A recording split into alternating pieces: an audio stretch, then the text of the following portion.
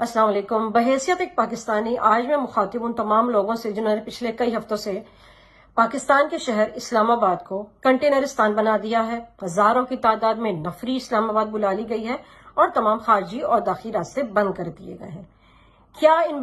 کس بات کی کیا وجوہات ہیں؟ کیا آپ ہم سے ہمارا آئینی اور قانونی حق چھین رہے ہیں؟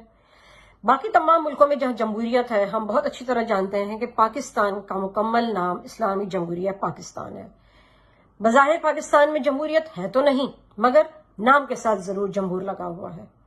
تو آئین پاکستان کے مطابق مجھے اور تمام پاکستانیوں کو اس بات کا پورا اختیار ہے اور آئینی اور قانونی حق ہے کہ وہ پرامن انداز میں رہ کے اپنا احتجاج ریکارڈ کروائیں۔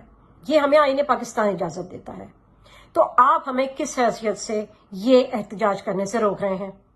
ہم تو پرامن ہیں، ہمارے پاس تو کوئی ہتھیار نہیں، تو پھر آپ کو ڈر اور خوف کس بات کا ہے؟